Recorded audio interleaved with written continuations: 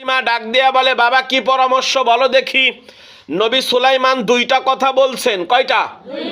দুইটা কথা বলছেন। এক নাম্বার কথা বলছেন, বুড়িমা শোনো, তুমি এইখান থেকে রাজ দরবার 5 কিলোমিটার দূরে, এইখান থেকে তুমি রাজার দরবারে গিয়া রাজাকে ডাক দিয়া বলো, রাজা মশাই আমার আটা হারিয়ে গিয়েছে, আমার আটাগুলো আপনি ফেরত দেন। আর রাজা মশাইকে আরেকটা কথা বলো, রাজা মশাই আপনি আমার বাতাসের বিচার করে দেন, বাতাস কেন আমার আটা উড়াইয়া নিল।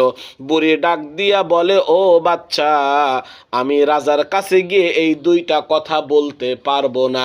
কারণ হলো রাজা তো আমার আটা নেয়ই নাই। রাজা কি আটা নেছে? রাজা তো আমার আটা নেয় নাই।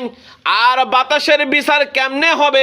বাতাসকে তো ধরা যায় না, ছোঁয়া যায় না, বাতাস শুধু অনুভব করতে হয়, বাতাসের বিচার কোনোদিন করা যায় না। সুতরাং আমি রাজার কাছে গিয়ে বলতে পারবো না। সুলাইমান নবী ডাক দিয়া বলে, বুড়িমা, আল্লাহ আমাকে যে জ্ঞান দিয়েছে ওই জ্ঞান আল্লাহ তোমাকে দেয় নাই। জোরে জোরে বলেন না সুবহানাল্লাহ। ও বুড়িমা যান, আপনি রাজদরবারে যান, রাজদরবারে যান, রাজার কাছে গিয়ে বলেন, যান যান, গেলে আপনি আটা পাবেন। এবার মুরব্বী মানুষ চিন্তা করলো, আচ্ছা আটা পাই আর না পাই, একবার যাই তো দেখি কি হয়। 2 পা যায়, 3 পা পিছিয়ে যায়। এমন করতে করতে বুড়িমা রাজদরবারে চলে গিয়েছে। রাজদরবারে গিয়ে সালাম দিয়েছে, আসসালামু আলাইকুম ইয়া আমিরুল মুমিনিন, বাদশাহ আপনি কেমন আছেন? বাদশাহ ডাক দিয়া বলে, ভালো আছি।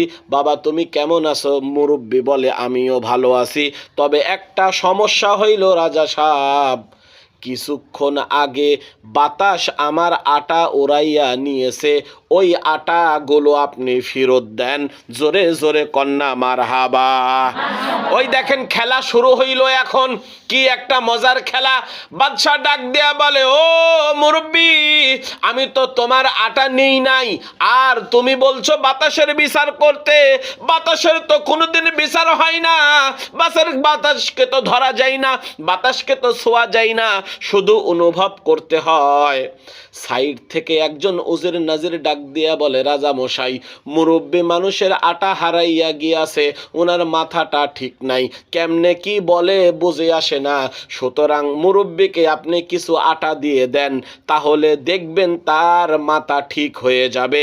জোরে জোরে কন সুবহানাল্লাহ।